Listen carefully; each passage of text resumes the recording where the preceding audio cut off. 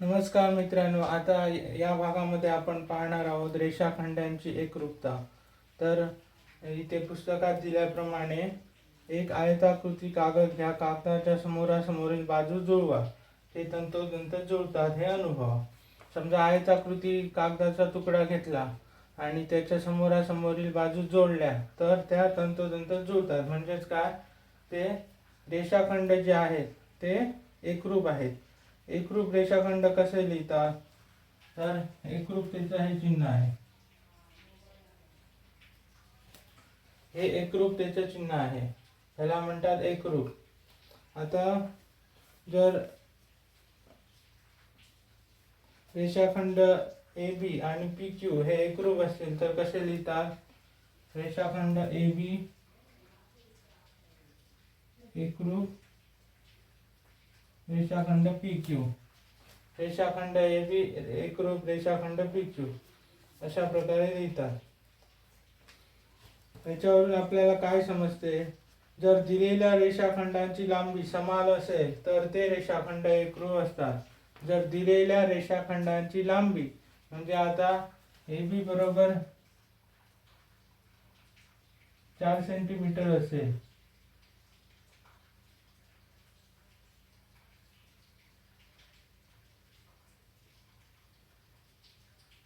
आणि P Q बरोबर 4 centimetre असेल,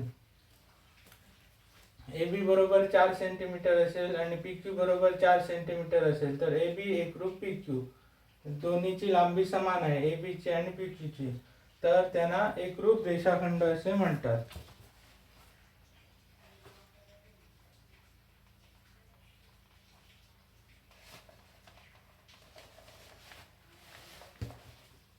पुढे तुम्हाला काही उदाहरणं सोडवण्यासाठी दिली आहेत. अत्यंत सोपी अशी आहेत, ती तुम्ही सोडवू शकता. एक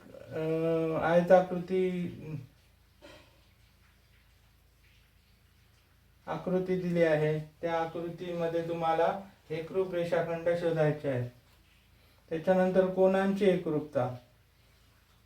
ज्या कोनांची मापे समान असतात ते कोन एकरूप असतात.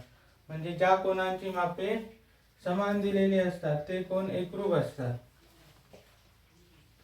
म्हणजे मापकोन ए बी सी 40 अंश असेल आणि मापकोन पी क्यू आर 40 अंश असेल तर ते कोन एकरूप असतात.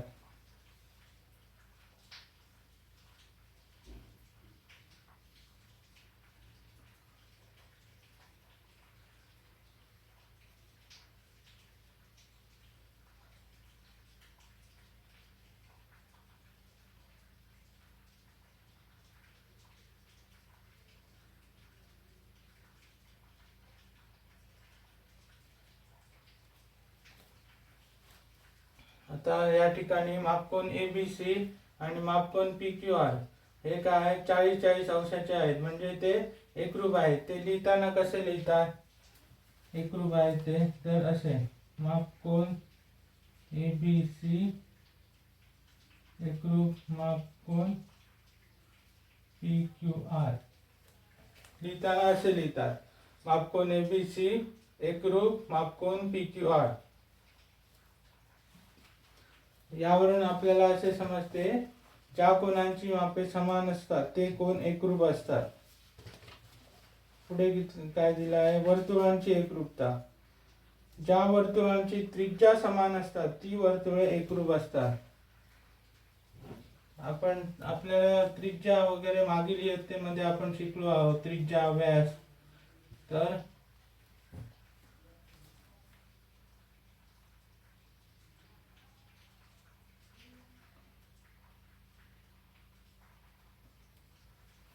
तर हे एक वर्तुळ आहे, त्याची आर हा केंद्रबिंदू आहे, एस हा वर्तुळावरील कोणताही बिंदू आहे. आर एस जोडल्यास त्रिज्या मिळते. जर आर एस बरोबर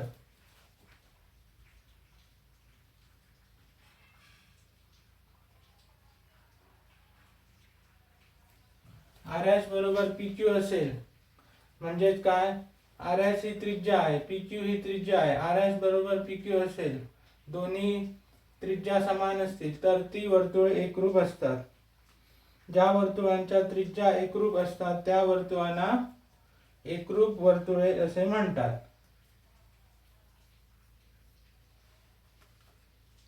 तर या ठिकाणी आपला भौमितिक रचना हा धडा संपलेला आहे. तुम्ही सर्व भाग पाहून घ्या. पुन्हा डाउनलोड करायचे असतील तर डाउनलोड करून ठेवा, म्हणजे तुम्हाला परत व्हिडिओ पाहता येतील. आणि चॅनल आवडल्यास लाईक, शेअर आणि सबस्क्राईब करा. तुमच्या मित्रांना शेअर करा.